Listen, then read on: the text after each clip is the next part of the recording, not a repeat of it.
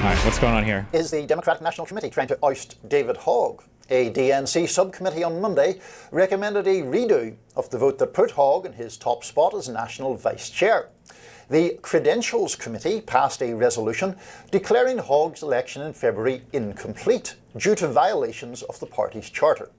The same rules would apply to the election of Pennsylvania state legislator Malcolm Kenyatta, who secured the vice chair position alongside Hogg earlier this year. The motion comes in response to a challenge brought by Kaylin Free, a committee person from Oklahoma, who unsuccessfully ran against Hogg and Kenyatta in the February race. Free alleges that the DNC used procedures that give male candidates an advantage over female candidates. The move will not be official unless the entire DNC votes in approval. Semaphore reporter David Weigel posted a statement from Hogg, which reads in part, "It is, quote, impossible to ignore the broader context of my work to reform the party, which loomed large over this vote. The DNC has pledged to remove me, and this vote provided an avenue to fast-track that effort." Kenyatta also responded, "First, yes, I disagree with the ruling, but ultimately the committee voted, and I respect their votes, even when I really disagree. Second, the press has been breathless in the coverage covering the main character." Yeah, what are they? They're trying to squeeze the Hogg.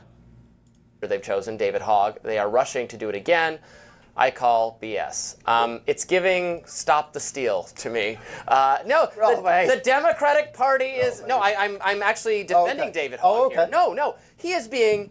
and you know I'm no huge fan. He is being ousted. The Democratic Party, the party with the word democracy in its title, is using anti-democratic BS to get this feisty whippersnapper who's a troublemaker out of their way. Am I wrong? I don't know if you're wrong, because I tried to research this as deeply as I could, and I was working my way through the complaint about this procedural vote, and I honestly couldn't make head or tail of it. I'm just not sure. Wait, I guess it's a vote, or there's some bylaw in the DNC that is supposed, I think, to allot a certain number of offices to women and once they finish doing the land acknowledgements, then they do that part. Yeah. Robbie, a bit of a sneer there. I'm trying to be serious about the DNC's bylaws. But look, I mean, Hogg, I think, I take Malcolm Kenyatta's point. You know, a lot of this is focused on Hogg when it does affect both of them. But it is certainly true that he has made enemies at the DNC's level with this 20 million plan to support potential primary opponents to incumbents, and it's completely within the bounds of possibility to me that he's been treated unfairly. I am no huge defender of the DNC. I mean, stretching back at least to 2016, you and I have spoken before about the fact that they very clearly put a thumb on the scales to thwart Bernie Sanders and to boost Hillary Clinton. One could make certainly arguments about Biden's re-election. So I'm sympathetic to Hogg and Kenyatta's position. Please answer this. I recently learned about Saddam Hussein and asked my Bahraini friend what she thought about him, thinking she'd hate him. It turned out that she loved him, and many people there did. Can you explain to me why people in the Middle East might feel that way about Saddam? Well, Saddam was part of it was the Ba'athist party in Iraq, which I believe, even though I think it's supposed to be like an a-religious party, was Saddam on the Sunni side, which was a minority of the population, but they were Sunni, right? Saddam Hussein was also a bit of a shit stir in that region because Iraq and Iran didn't get along, to say the least, when Saddam Hussein was in power. And my guess, I don't know anything about Bahrain, but generally speaking, I know like Saudi Arabia doesn't like Iran, and they hate each other and kind of bomb each other. I don't know what Bahrain does, other than it's a very, very tiny island country, or who they're generally with, so I'm not sure. Yeah. So I don't know, something to do with that, maybe? I don't know. Yeah, I'm becoming more and more sympathetic to David Hogg by the day. He said some wise words, I thought, on Bill Maher's show over the weekend that you and I discussed yesterday, that actually got like a standing ovation from Bill Maher, who's no fan of crazy young lefties, but David Hogg portrayed his agenda in a positive way for the Bill Maher type voter. That's a good sign. I've always been skeptical. Wait. I asked my friend what she thought about him and that she loved him, and many people, can you explain why they might feel that way about someone? Why didn't you just ask her? Why would you ask me? Look up why Saddam Hussein invaded Kuwait. My understanding is Kuwait lent a ton of money to Iraq. I don't know if it was. It was. Hold on. I don't know any of the timelines for the Iraq-Iran shit wars. Okay. My understanding is Kuwait lent a ton of money to Iraq. There was no way Iraq was ever going to be able to pay it off. And Saddam Hussein, I thought, realized rather ingeniously, well, fuck, I don't actually owe them money if I just take them over. And I thought that was a big reason why he invaded Kuwait. Skeptical of him because I never saw evidence necessarily that he really had some grand political strategy or some track record of giving good advice to help win elections. He became a national celebrity because of his proximity. How do you feel about Hogg? I feel like no Democrat should feel safe when they say right now. I don't normally like people that are... I don't like people that are like try to attack their own party. But I will say that when I listen to Hogg talk about it now, I also said you'd have to see who he actually wants to primary. When I listened to Hogg talk about it, I feel like Hogg was pretty responsible when he spoke about it. Like the idea that we're not just trying to primary Dems in like purple states or whatever. We're just trying to get people that are more active in the party or want to be more, fighters in the party for stuff.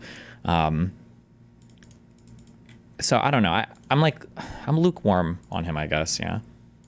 To a horrific tragedy, and that's fine. That happens sometimes. Yeah, the gun control focus is obviously cringe, but proximity to a horrific tragedy, and that's fine. That happens sometimes. But where's the savvy political analysis? He's fight with James Carville, who maybe you could argue is a little bit old-fashioned or out of date, but did rack up electoral wins back in the '90s. But they actually. Thoughts on the block of food and medical aid into Gaza by Israel based? I'm pro-genocide, remember? Settled their beef. Yeah. And now it just seems more like the establishment moving against some up-and-coming person the way they denied AOC the oversight committee to give it to someone who was dying of cancer.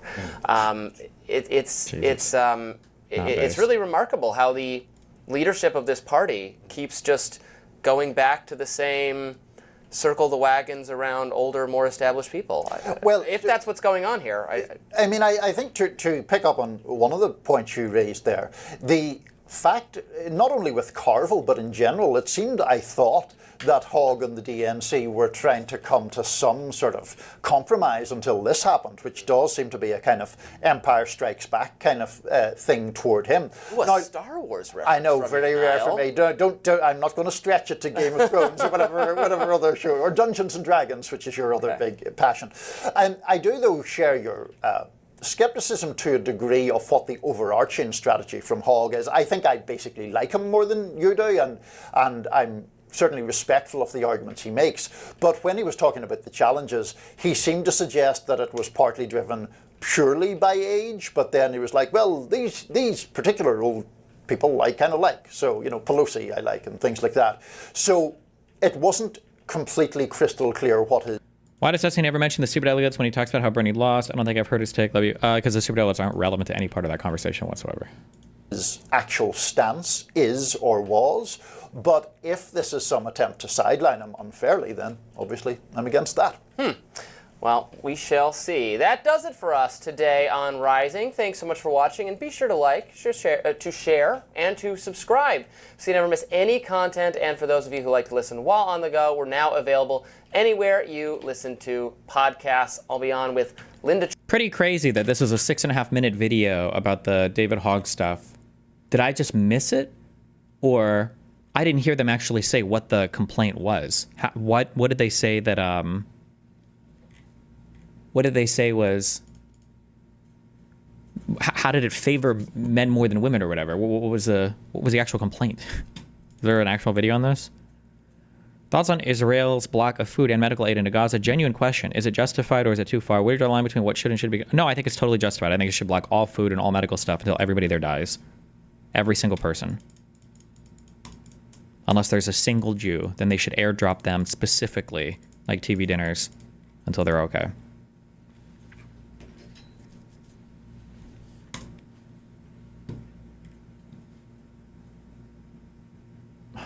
45-minute.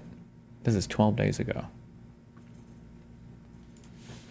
David Hogg, DNC.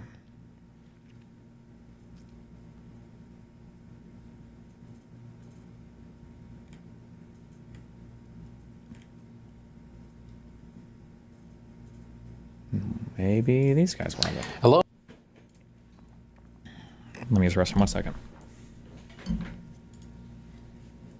Hello again, everyone. Welcome to Washington Gun Law TV. I'm Washington Gun Law President William Kirk. Thanks for joining us. Hey, we are going to circle back to one of our favorite gun control advocates of all time. Of course, that is David Hogg. Now, David has made quite a career out of trying to strip you of your inalienable rights, even so much as to elevate himself to vice chair of the Democratic National Committee. Amazing accomplishment, but it appears that David's demise is going to be quickly felt, because now it looks as though he's about to be removed from that spot. Is that good or bad for us, and what the heck caused all of this to begin with? So today, let's spend a few minutes and let's talk about David Hogg out as DNC vice chair.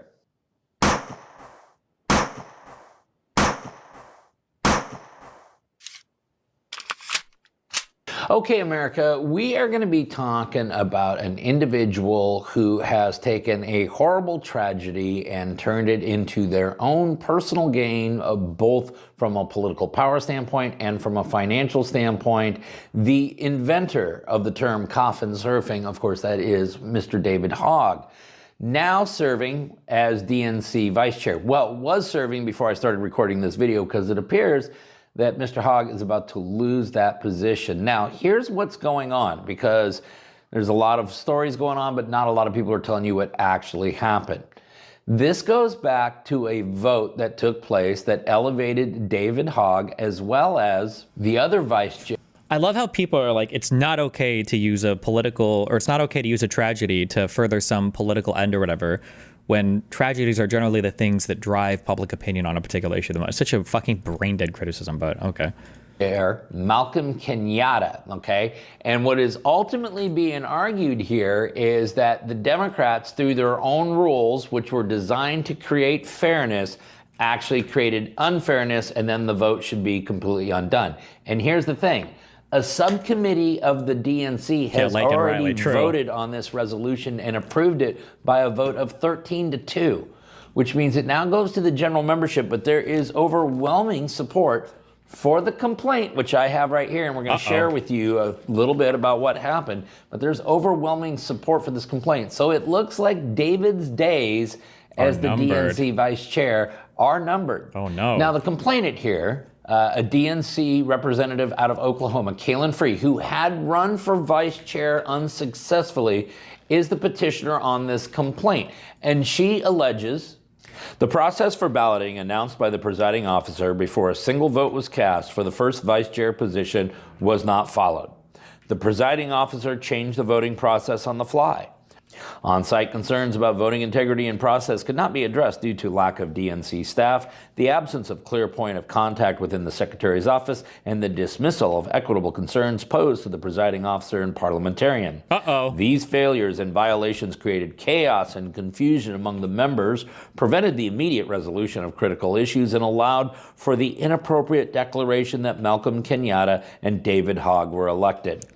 Okay, but who's to blame here? Well, the blame goes with all of the stupid rules that the DNC put on this election process, because under a 55-year-old rule, which has now, of course, been taken to the extreme, you are actually, if you are a voting member here, instructed that you must vote for one male, one female, and one any gender, okay? Whatever the heck that last one means. So you are told... This is actually fucking retarded. Pushing diversity, I think, is very good. I think having diverse leadership is good. And I think that there are ways that you can approach that to show the strengths of that. This is not it, but, or maybe there's some really good argument for this that I've just never considered or never heard before. That you have to select based upon gender. Now, there were 5 candidates, 2 male, 3 female. They were all put on the ballot and everyone was given 2 votes. But the complainant here points out the 2 men had the opportunity to compete for 817 total votes. The 3 women could only compete for 408.5 votes. Each member was allowed to cast 2 votes. Each member was ordered to cast at least 1 vote for one of the 2 men. That's right, DNC's order. Oh, wait. Upon one instructed that they can cross all of the stupid, but prevented the immediate resolution of critical issues and allowed and presiding officer and parliamentarian. Wait. Hold on. Wait. So, like, if you had 2 men running and 100 women running, and you had to vote for 1 man and 1 woman, is that what the complaint has to do with? That basically the idea is like, hold on, if you're a guy, you have a 50-50 chance of being elected. If you're a woman, you're fucked. Because you're not even allowed to vote for 2 women. You have to vote for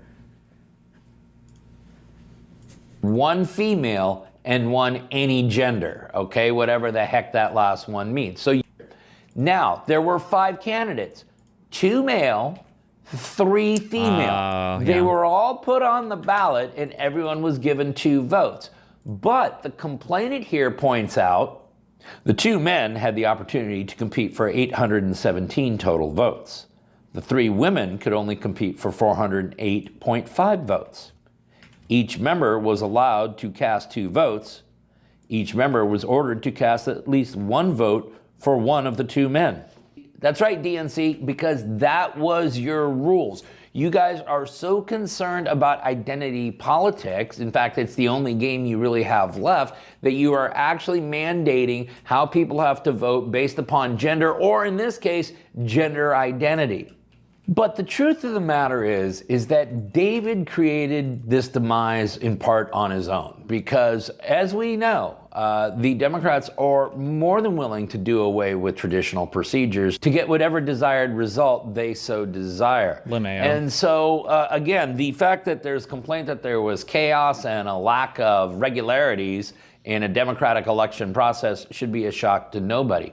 But you see, when David decided that he was going to be the bull in the China store, when he decided that he was going to go out and spend money, questionable how he was even generating those funds, but he was going to go out and use that money to primary against Democrats that he believed the American people deserved better leaders than, well, that was the beginning of the end for David Hogg.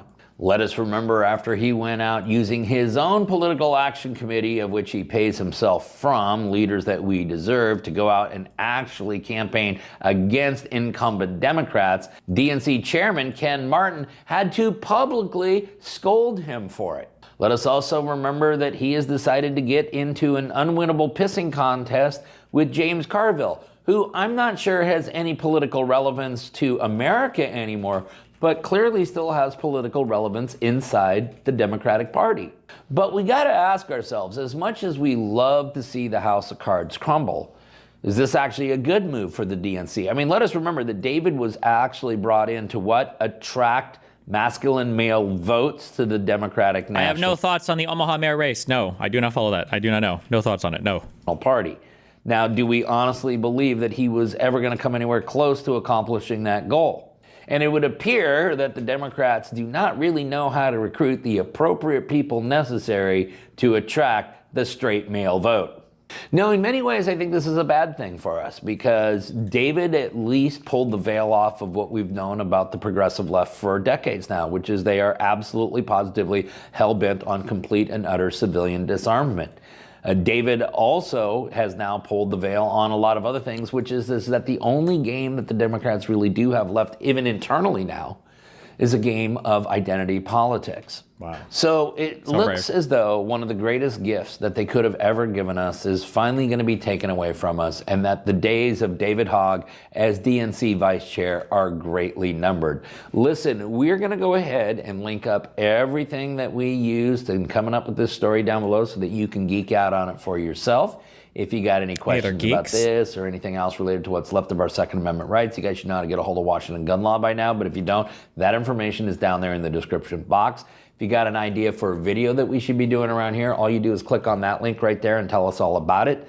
If you want to subscribe to the monthly newsletter, the ability to do all of that is down there in the description box. And then finally, and most importantly, let's everyone remember that part of being a lawful and responsible gun owner, like we talk about all the time here, is to know what the law is in every situation and how it applies to you in any instance that you may find yourself.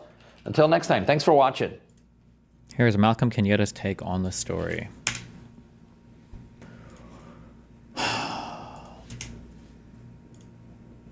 Nice, okay.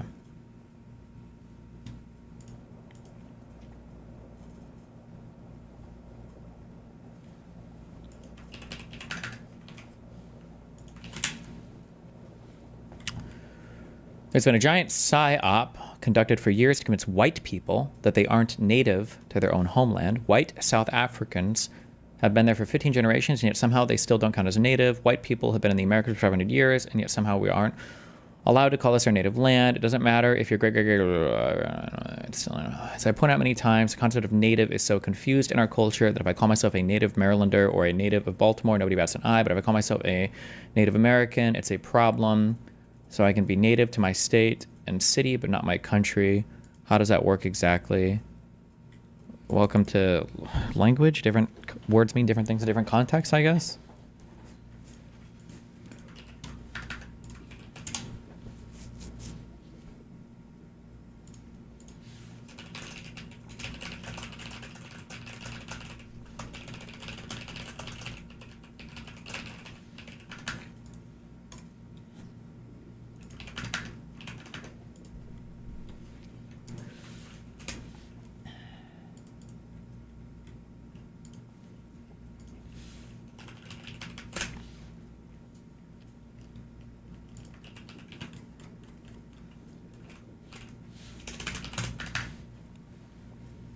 100 days ago, I was elected as a vice chair of the DNC with 298 votes, well above the 201.5 threshold to win. David Hogg received only 214.5. Today, the DNC Credentials Committee heard a complex challenge to this election and voted for a new one to be held. I have thoughts. First, yes, I disagree with the ruling, but ultimately the committee voted and I respect their votes, even when I really disagree. Second, the press had been breathless in covering the main character they've chosen, David Hogg. The easy story is to make this a continuation of David Fights the Party, which is nonsense.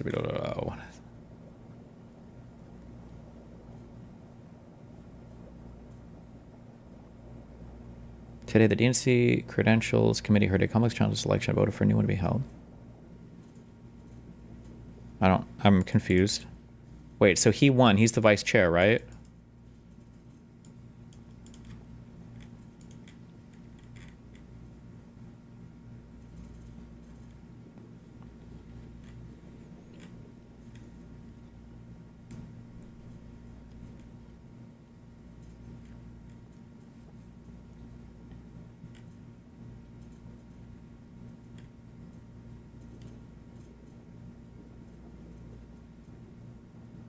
But what a worthless set of... Okay, I don't know. This didn't tell me anything. Okay, what is this? Everyone's freaking out about this. Participating in homosexual acts is inherently not loving because it's damaging. It violates... Oh! Sometimes I do like my random sports ball rambling with the itty-bitty tiny bit of any sports information I know from Nebraska. So I'm getting Better Call Saul clips now pop up on my shit. I have no idea. I don't actually watch the show, so I'm not sure. They're talking about Nebraska football here. Could have taken a page out of that book. Is he from Nebraska? 95 team? How cute. 2, 3, 4. Cashmere sweaters out the door. No. Yes. Why is this guy counting? He's in Omaha after fleeing Breaking Bad. Oh, okay. Why does this guy count when he robs shit? 2, 3, 5. How'd it go? To survive. 6,000 more seats. 6,000 more fans. I don't know. All those luxury suites. Start saving now. You see that interview with Bellini? Guy's feeling his oats. You can taste it now. You think he'll ever get out of Osborne's shadow?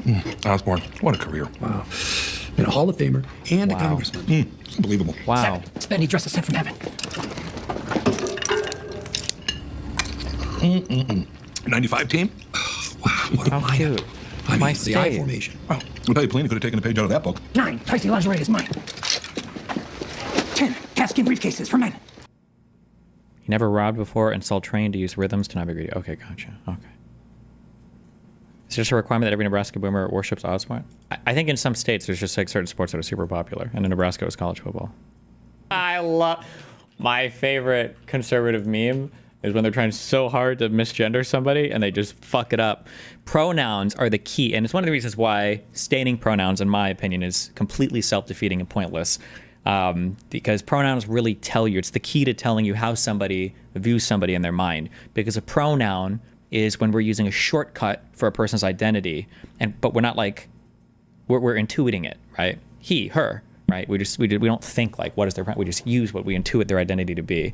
I think one of my favorite tweets that I saw like a week ago, it was somebody responding to something. The quote tweet was like, "What kind of advanced transphobia is this?" And it was somebody was tweeting under some trans girl who was apparently hot or whatever, and their tweet was something along the lines of like, no matter what she does, she'll still always be a man or whatever.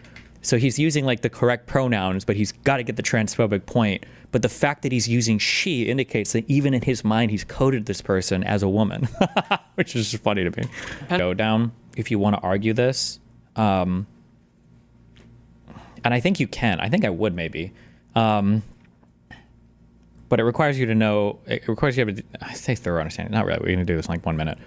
So one of the issues with people with eating disorders, I feel like you can bracket people off for eating disorders into 2 separate categories. If there's like actual DSM writing on this or actual psych writing on this, maybe link me and I'll read it instead of making up my own bullshit. But some people have an eating disorder because they accurately perceive their bodies and they think, I want to lose weight. Now, they might want to be an unhealthy weight. They might want to be underweight. They might be normal weight and want to get even, be even less. But they accurately are perceiving their bodies, and then they either starve themselves, anorexia, or they purge. They do like bulimic stuff. I think even these people would be considered eating disorder, right? That's one class of eating disorder. And then there's another class of eating disorders where you have like an actual body body dysmorphia, where an eating disordered person can look at themselves, they'll be like 5'1", and they'll weigh like 78 pounds, and they'll see that like when they twist their body, like a little flesh thing might appear on their stomach, and they actually perceive themselves as being fat or overweight. Or they might eat a meal, and then they'll look in the mirror and they'll see like their tummy, instead of being a perfect concave, it'll be out like at the tiniest bit. They're like, I'm fat as fuck. I'm actually fat. I'm so fat and disgusting, right? And they cannot accurately perceive their body. There's like a disorder there that's actually causing like I don't know if it'd be considered a delusion or what, but it's an inaccurate perception of the body. You could argue that body dysphoria, or gender dysphoria, I guess you would say, for a trans person is they feel like they should be perceiving a female body or a male body, but in actuality they have a male body or a female body. You can say that that is the disorder, the body dysphoria, the intense discomfort created by what they are perceiving versus what they actually have, right? Or I guess what they want to have or whatever. But the next question would be, okay, well, how do you treat it then, right? Let's say I agree with you there. Yeah, they are delusional. They have this issue. How do you treat it, right? And the question is, well, is there any way to get rid of the bad perception? My understanding is so far there's not. I don't think anybody's ever found a way to cure transgenderism. Like, oh, we did this, we gave her this pill, we did this thing, and now they're not transgender anymore. It seems like it's easier to just give them hormone therapy or whatever to kind of make the body more matching to the person's mind. Like from a medical point of view, medicine is really just, hurting people, but not that much. And hopefully that when you hurt them a little bit, the benefits are bigger than the hurts that you cause. So, I mean, if somebody wants to run with this argument that, okay, well, I think these people are actually delusional, it's like, okay, well, fine. Well, how do we treat the delusion? What do you do here? You have to find a standard of care or a treatment regimen that's superior to hormone therapy or stuff right now. And it seems like conservatives just never engage with that topic, but whatever. If it's argued that anorexia in women is socially influenced to exist, how do you feel about the argument that it's indicative of trans dysphoria to be influenced socially, and almost on the inverse, that dysphoria is a real thing and someone expects anorexia? I mean, like to some extent, it's hard because like the trans categories become so big. So like NBs are included in the same way that like a person wanting, like surgery or hormones is included. I think these are just totally different things and should be in totally different categories. But I'm sure even for actual trans people that are pursuing hormone therapy, I'm sure there could be some social influencer, social contagion or whatever that Jordan Peterson obsesses over this phrase. But the problem is conservatives never use that argument honestly. It's like what I said earlier when we were arguing about illegal immigrants, or we're not arguing, when we were talking about legal immigrants, where conservatives were like, oh, they hurt the budget. And it's like, no, they don't. And it's like, okay, well, I don't care about that. I don't want them in the country anyway. So you didn't actually give a fuck about the budget. Conservatives don't care about the social contagion thing. They just don't believe that trans people exist at all. And social contagion is like one of the weapons that they use to argue against their existence. Because if you were to tell a conservative, oh, look, we found a way to get 100% of the social contagion out. Are you okay with hormone therapy for children now? They'd say no.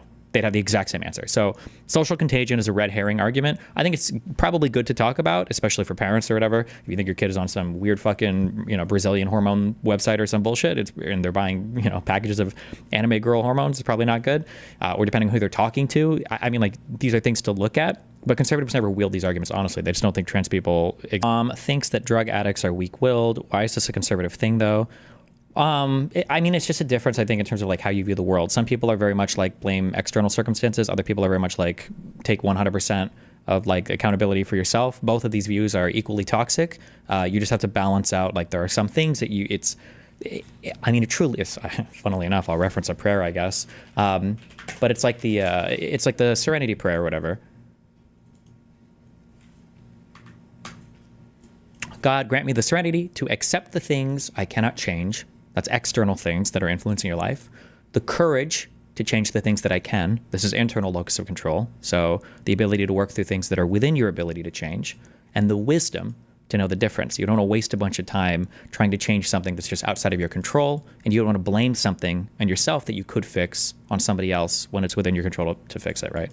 People have a really hard time with that. Liberals, I think, broadly lean a little bit too far into the things I cannot change. So black guy doesn't get a job, it's 100% because of systemic racism. And conservatives lean way too much into this courage to change the things I can. So every single poor person just needs to work harder and they can all own small businesses. Yeah. How is being 100% self-accountable toxic? I've literally changed my entire life in the best ways possible, became wealthy, had a child, built a home, etc., all after I quit drinking and being an idiot. I mean, that's good. You said quit drinking, though. I'm curious what that process looked like for you when you say quit drinking, because I feel like when you talk about people that have, for instance, issues with alcoholism, I feel like one of the first steps to fixing that is to say, I can't do this on my own. I need help. Like I need somebody else to help me to get me out of this. I just can't do it. And left to my own devices or left to my own environment, I'm just going to continue to make these same mistakes. When you're being toxically self-accountable or whatever, it's important to recognize that there are times when you need help. And if you reach out and ask for help, there might be problems that you can just smash your head against the wall and eventually figure it out. But if you like a stronger, smarter person will just ask for the help for things that can be made so much more efficient or more effective by other people around them. It's a healthier and better way to approach life. One of the most easy heuristics to tell if somebody doesn't know anything about medicine is when somebody says, this is bad because it's the same drug as it's used in another thing, okay? Treatments or therapeutic regimens or whatever involve a drug and a dosage, right? And some sort of like how often you take it, right? I don't know if dosage counts as like once a day, 2 a day, whatever, but like this is the part that matters, a lot. Or it's not, I'm sorry, it doesn't matter a lot. It's essential. It's an element of like the treatment. It's the same thing as saying like, oh, like Adderall is bad because it's meth. Or it's like saying, Tylenol, that's the same thing that, or cough syrup. What is lean again? I don't know. I've never done this drug. Like people that drink cough syrup are, that's the same drug that they sip lean. I don't know what the fuck that means. Codeine, whatever, DX. I don't know what the fuck these things are. Okay? I don't do this shit. But that doesn't make any sense, right? Like Zyklon B or whatever is a delousing agent, and you just use it to kill lice. But I mean, in high enough doses, you can also use it to kill Jews, I guess, or other people as well. Like it's such a stupid. It's just a really stupid argument. Just because one drug is used for the same thing as another thing doesn't mean that it's used for the same reason, right? One. Boom. What's your opinion on all this?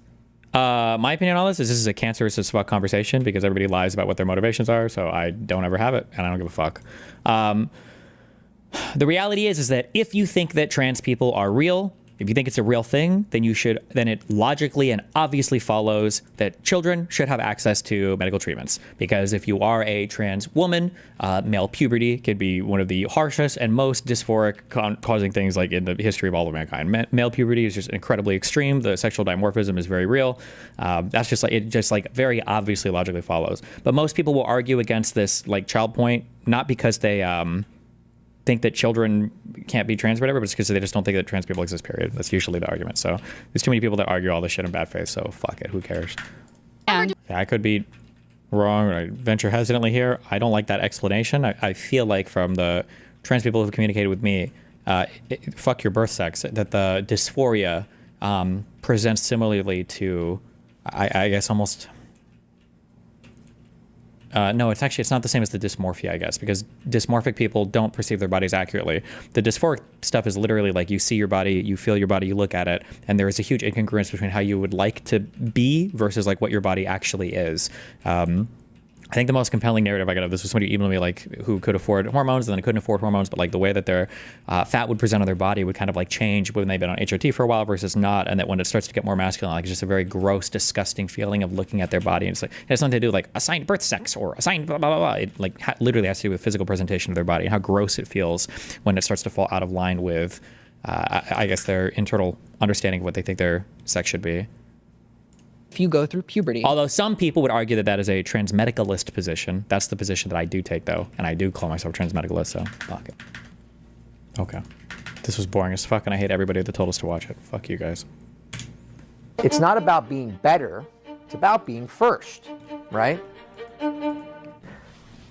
What's going on, guys? Why is everyone...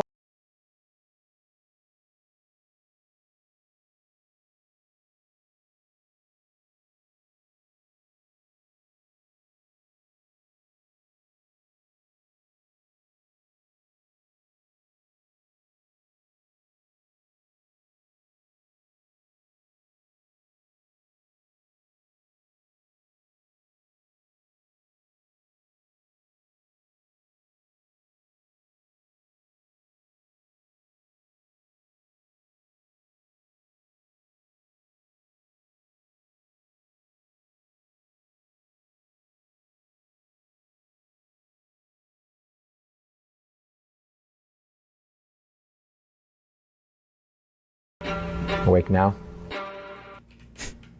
Okay. Based, I guess.